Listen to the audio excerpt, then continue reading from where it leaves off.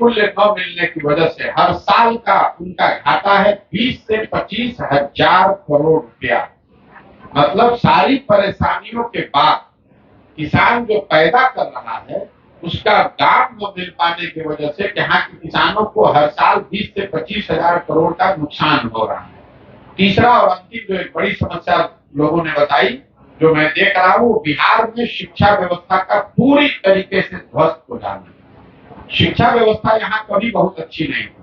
मैं स्वयं यही सरकारी स्कूलों से पढ़ा हूँ, लेकिन आज जो यहाँ शिक्षा व्यवस्था है वो पूरी तरीके से स्कूली शिक्षा व्यवस्था उत्क्रमित विद्यालयों और नियोजित शिक्षकों के भरोसे छोड़ दिया गया है। स्कूलों की जो छवि है वो खिचड़ी बांटने के सेंटर के तौर पर, और कॉलेज की जो छवि है वो डिग्री बांटने के सेंटर के तौर पर है। पढ़ाई ना स्कूल में हो रहा है ना कॉलेज में हो रहा है।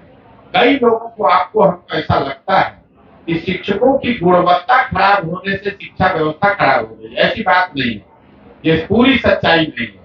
मैं अक्सर उदाहरण देता हूं कि अगर मान लीजिए कि नियोजित शिक्षकों की गुणवत्ता की वजह से स्कूली शिक्षा खराब हो गई है, तो कॉलेज में तो नियोजित शिक्षक नहीं है।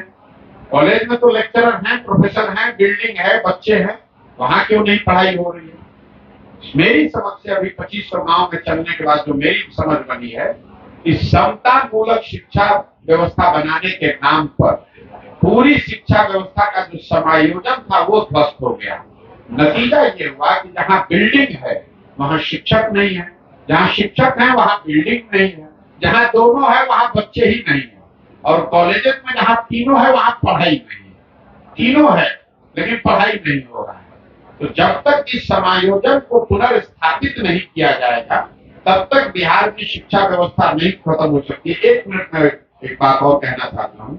मैंने लगातार पिछले 3-4 महीनों से ये कहा है कि नीतीश कुमार जी जैसे पढ़े लिखे व्यक्ति के मुख्यमंत्री रहते हुए बिहार में शिक्षा व्यवस्था का ध्वस्त हो जाना, जब भी उनके 17 साल 18 साल का इतिहास लिखा जाएगा तो इसको सबसे बड़े काला अध्याय के तौर पर माना जाएगा। ऐसा इसलिए कि कल होके एक अच्छी सरकार बिहार में आ जाए तो टूटी हुई सड़क बन सकती है, नहर में पानी फिर से आ सकता है, बाढ़ की समस्या का समाधान हो सकता है।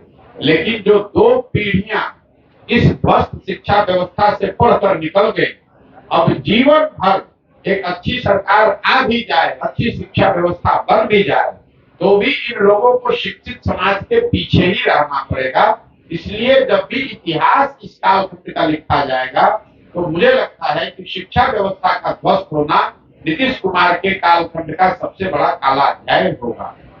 कर्नाटक चुनाव परिणाम को कैसे देखते हैं?